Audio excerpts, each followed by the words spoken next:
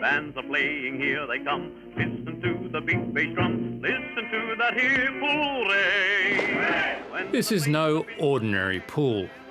The centrepiece of the 1938 Empire Games, nestled in one of the nation's most spectacular sites, between the Harbour Bridge and Luna Park. Over the decades, the crowds in its steep grandstand urged on sporting giants like John Conrad's and Dawn Fraser, and cheered as 86 world records were broken. One of the all-time greats, 15 minutes, 10.89 seconds. It's beloved by sporting immortals and everyday lap swimmers alike. There was something really nice and authentic about it, being the original pool where there was world records and we have famous Australians that have swum there.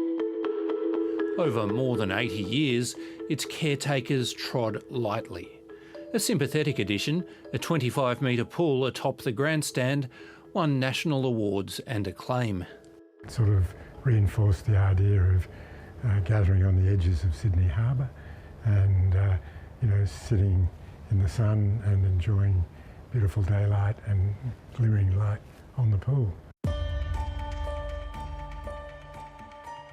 But by 2019, the corrosive effect of decades of seawater and harbour air could no longer be ignored. The pool was leaking, the grandstand crumbling. The pool's owners, North Sydney Council, announced a $57 million 2-year renovation.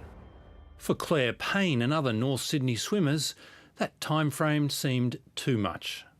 That felt quite devastating. I didn't really want to even process that because I thought, oh, that is just going to be too long.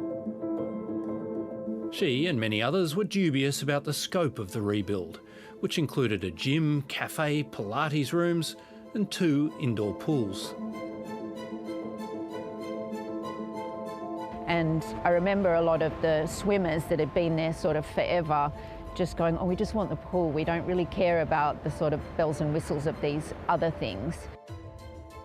The historic grandstand was demolished, along with Ken Ma's 19-year-old rooftop pavilion. Well, shattered, frankly, and because it seemed to be for no really good reason. It was working well for the community and the building was still sound. 5 years on, the 2-year project isn't finished. Council says it will open early next year. The final bill for the $57 million renovation, assuming there are no more problems, a staggering $122 million. That's money North Sydney Council never had. It's had to borrow the overrun. The baggage is the council's financial strength and sustainability is taking a big hit. Because when you put $120 million into a single site and project, you're not putting the funds that need to go into maintaining your other assets. Before the pool rebuild, the council was in the black. Now it owes $60 million and is delaying essential work like fixing the library's leaking roof and repairing the stands at North Sydney Oval. Last week, it had to make a choice between fixing a seawall or repairing the Oval's broken PA system. We shouldn't be having, in a local government area like North Sydney, to be having to make Hobson's choice between an emergency PA system and a seawall. We should be able to do both. Here's another casualty of a $120 million pool. This childcare centre in a council-run building closed when water started coming through the ceiling. 2 years on, the roof hasn't been fixed. It's been deemed too expensive to replace the building's slate tiles. That money has been spent elsewhere. It's had to find other ways to save money too, like charging people to watch the fireworks. Very reluctantly, the council resolved to ticket access for New Year's Eve at Blues Point Reserve, and that's in order to find $300,000 to offset the cost of delivery of New Year's Eve. We're looking at offers from 2 large private schools about selling roads in order to expand those private schools' holding. Some residents aren't thrilled about selling off their street. I think it's disappointing because it's clearly about funding the massive debt the council has with the failed pool development. And so to me it's a real shame that we'd lose this street to fund what's a mistake of the council. So how did it get to this?